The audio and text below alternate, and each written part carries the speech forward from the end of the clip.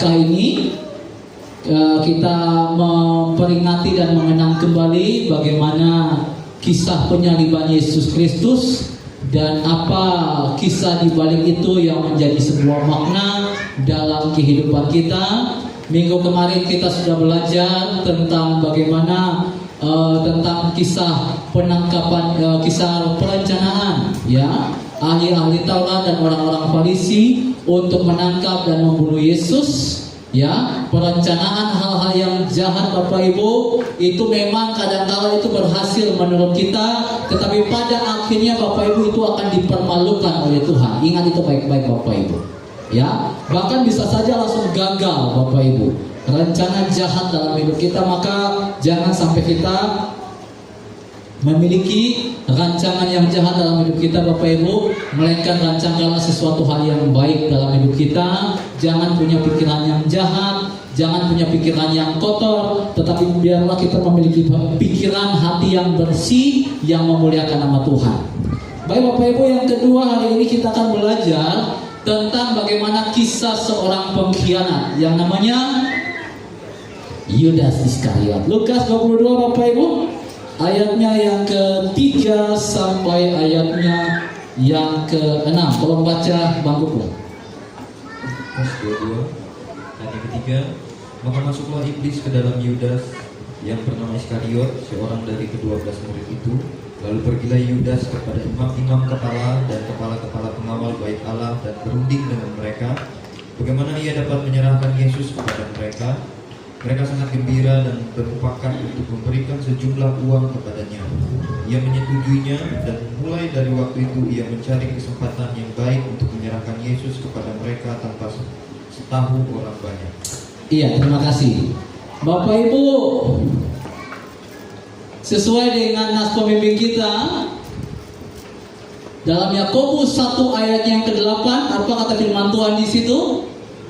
Yakobus 1 ayat 8, tolong tampilkan Pak. Kita baca sama-sama firman Tuhan ini.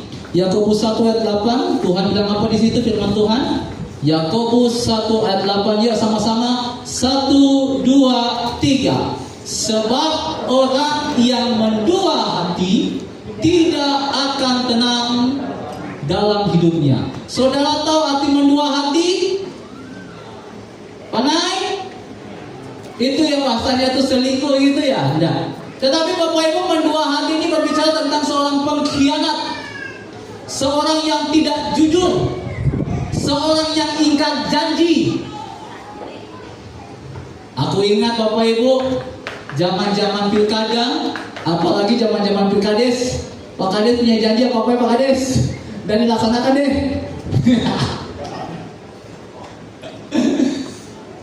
Ya, jangan sampai ingkar Pak, karena kalau ingkar janji itu berarti pengkhianat namanya. Serius, itu artinya. Kita yang ingkar janji sama anak-anak itu dinamakan pengkhianat. Ingat baik-baik. Saya janji sama anak saya Bapak Ibu, nah, ya kan saya tumas dan minta sepeda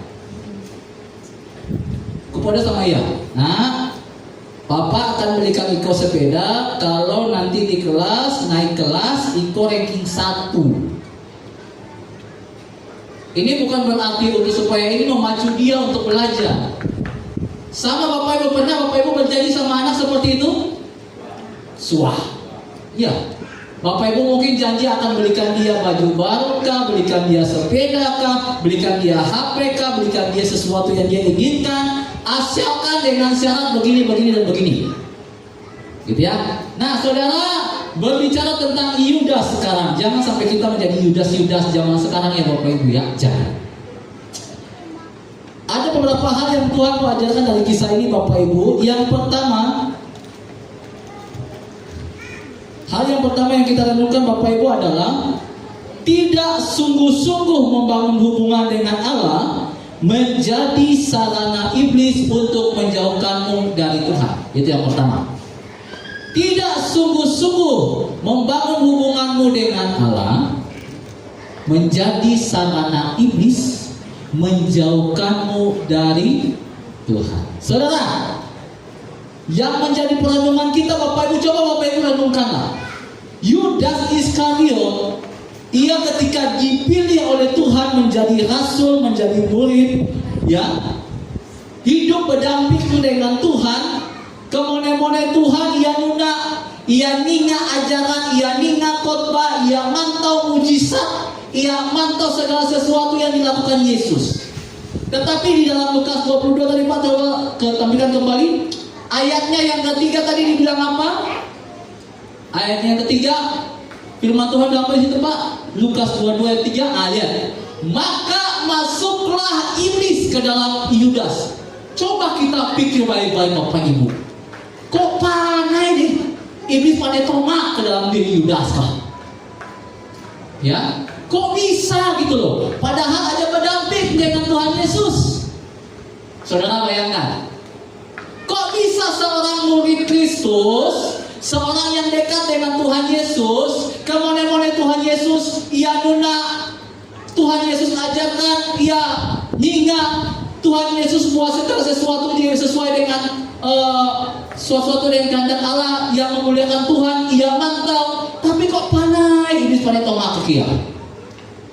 Gitu ya. Bapak Ibu bayangkan, itu pun juga kadang-kala terjadi dalam kehidupan kita. Kadang-kala Bapak Ibu, ya. Ini sama hanya artinya Bapak Ibu Pak Gembala kasih sederhana. Sederhananya aja ya. Kita ini orang Kristen, ubah Yudas tuh. Ingat, kita tuh orang Kristen. Iko kita itu, tubuh kita di sini, pikiran mata kita entah kemana-mana ya. Paham? Paham? Pikiran kita entah kemana, ke sawit pe, entah ke kemana ya? Ke emas pe. Nada fokus ingat Tuhan, yang Yudas tiba. Iko ia melota dengan Tuhan, jadi orang Kristen ya. Tapi hati ia bukan Kristen. Paham? Maka kita apa macamian. Maka kalau orang Kristen amat, orang Kristen betul-betul, dia akan betul-betul ketika ia dalam gereja, ia ninga, ia paham. Ketika ia paham, ia melakukannya. Amin. Ada amin Bapak Ibu? Boleh berikan kemuliaan buat Tuhan. Serius Bapak Ibu. Jangan sampai kita dari Yudas sudah seperti ini. Ikut kita di gereja, pikiran kita entah kemana-mana. Amin. Jangan Bapak Ibu. Ya. Maka Bapak Ibu, caranya Bapak Ibu adalah bagaimana kita membangun hubungan kita Bapak Ibu dengan Tuhan. Maka fokus. Ya. Jangan lagi main-main dengan masalah imanmu. Jangan lagi main-main dengan ibaratnya dosa Bapak Ibu. Undang. Kalau dapatnya ya salah, undang melakukannya. Baik Pak Gembala. Yaudah ya. Nona nunggu bulusa. Betul bate.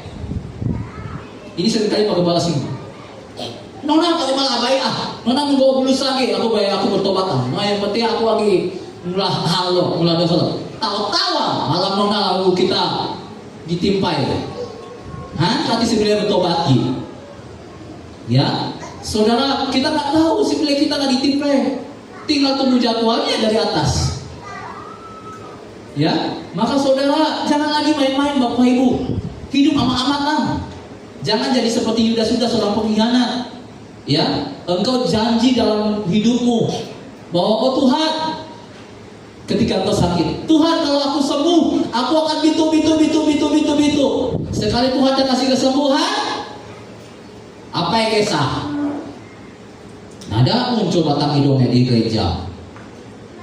Yang kadang-kala Pak Gembala suah mikir kah mensia di ubah macam ya.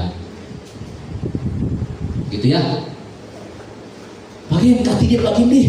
Aku tuh aduh wahai aja nanti aja nak semayang tapi kaki tuh asa-asa bola nak angkat kah. Bola nak berjalan. Ya coba lu ya. Aja aku udah tuh. Maka harus dilawan, amin. Dilawan Bapak Ibu. Ya, maka saudaraku yang diberkati oleh Tuhan Yesus Kristus, iblis bisa masuk ke dalam hati Yudas, ya, oleh karena memang hidup Yudas tidak seutuhnya diberikan kepada Tuhan Yesus. Sama, kita pun demikian, ya. Iblis bisa pakai Bapak Ibu banyak hal untuk menjauhkan kita daripada Tuhan. Pekerjaan kita Tuhan iblis bisa pakai. Emosi kita pun juga iblis bisa pakai. Ataupun sesuatu hal yang membuat kita gak damai, itu iblis bisa pakai untuk membuat hidupmu jauh daripada Tuhan. Maka jangan Bapak Ibu, ya. Itu yang pertama. Tetapi Bapak Ibu, dari hal ini juga kok bisa iblis masuk ke dalam diri Yudas. Dari hal ini juga kita bisa belajar, ya. Bukan hanya ketika kita jangan jadi orang Kristen KTP, ikut kita itu, tubuh kita di sini, pikiran kita kemana-mana. Tetapi ternyata hal yang kedua Bapak Ibu yang bisa kita pelajari dari sini, ternyata dekat dengan seorang hamba Tuhan Bapak Ibu tidak menjamin seseorang itu dia rohani. Ingat itu baik-baik. Berdamping dengan hamba Tuhan Bapak Ibu tidak menjamin dia rohani. Yudas berdamping dengan Tuhan Yesus tapi dia tidak rohani. Nah, buktinya dia dekat dengan Tuhan Yesus tapi hidupnya tidak rohani. Ada Bapak Ibu, kita biasanya dekat dengan hamba-hamba Tuhan atau dengan penggembala. Dampingnya akan dengan penggembala kau nyaru. Tidak menjamin dia hidupnya rohani Bapak Ibu. Bahkan seorang anak pendeta pun sekalipun, seorang anak hamba Tuhan sekalipun Bapak Ibu, ingat itu baik-baik, tidak menjamin dia hidupnya rohani Bapak Ibu, tidak menjamin. Mungkin pendetanya berkuar-kuar seperti gembala begini di depan jemaat, entah di rumah berubah. Kita kan apa nih? Betul Bapak Ibu? Kita kan di depan nih. Makanya tidak menjamin Bapak Ibu. Bahkan kita pun juga dah biasa banyak ninga kesal. Anak hamba Tuhan ya angko, anak gembala ya kok, bitu.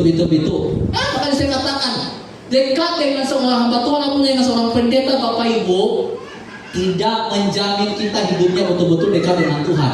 Yang menjamin hidupmu Bapak Ibu betul-betul dekat dengan Tuhan adalah engkau dengan Tuhan.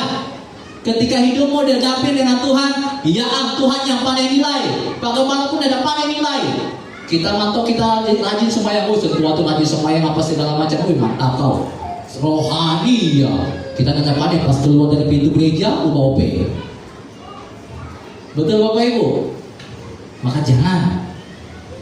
Maka ketika kita betul-betul dengan Tuhan, yang munculkanlah dalam perkataan, dalam tingkah laku, itu orang Kristen. Ada amin Bapak Ibu? Harus. Ya. Maka Bapak Ibu mari belajar Bapak Ibu untuk membangun hubunganmu dekat dengan Tuhan. Ya. Mungkin Bapak Ibu, Yudas ketika dia dekat dengan Tuhan, dia hanya sekedar gangga mantau. Gangga kau dengan penggembala ya, kau baik lucu. Kau baik kelas gila. Kau baik itu gangga tuh kok. Aku nak nama semayang kau mah. Biasa ya kok. Kalau kisah Natal Paskah, penggembala apa yang acara letih, tim kau macam bian kau nyala semangat.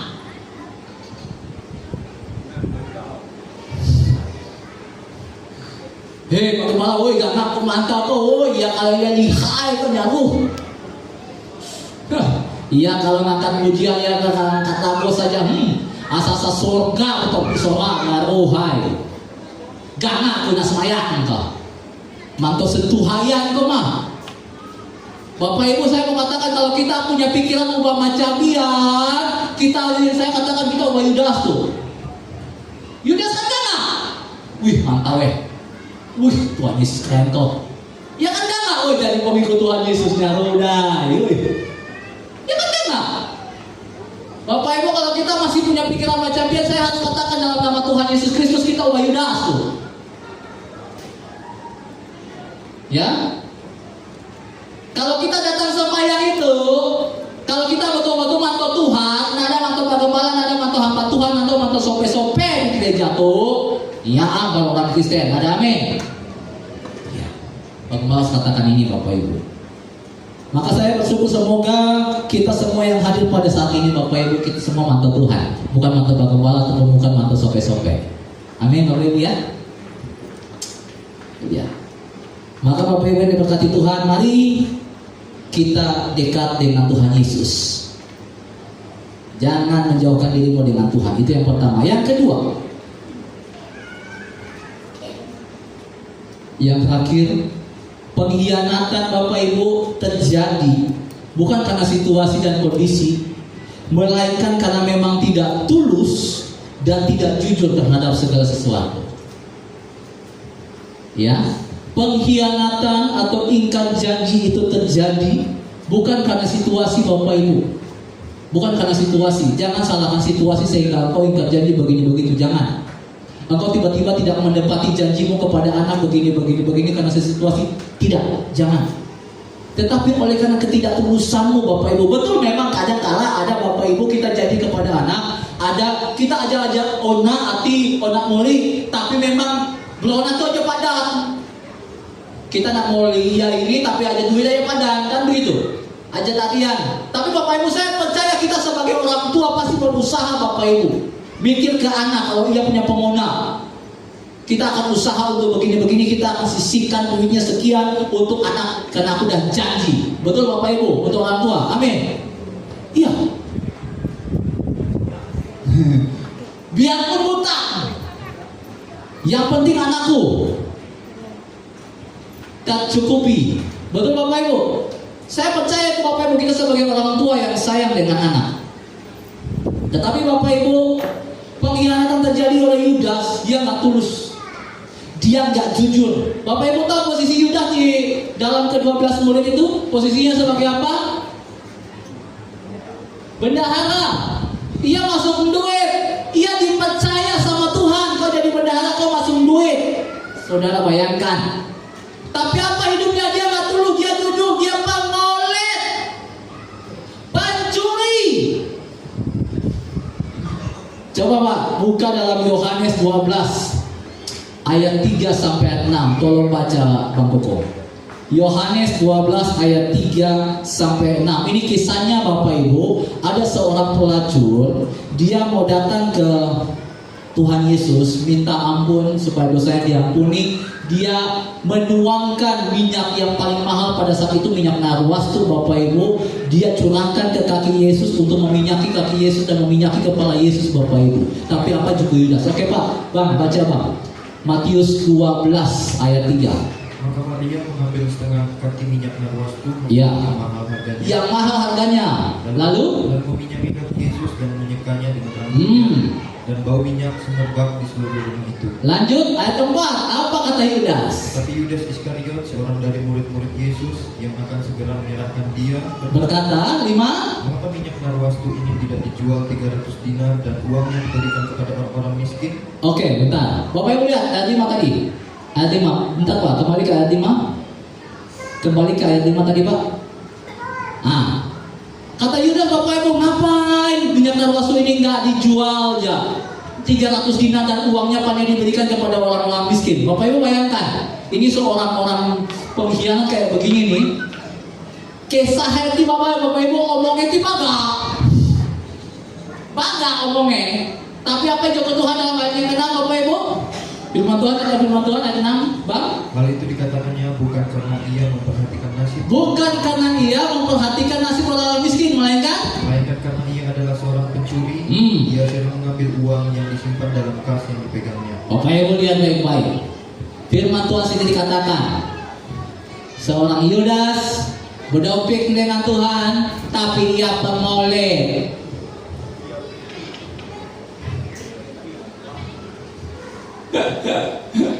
Ya, jangan ya Bapak Ibu ya. Jangan. Kita masuk dalam gereja, kita sembahyang, tapi kita pengoleh. Di sini saya kisah pengoleh deh. Di sini kisah pengoleh itu padan. Di sini Ronaldo sih nyaru.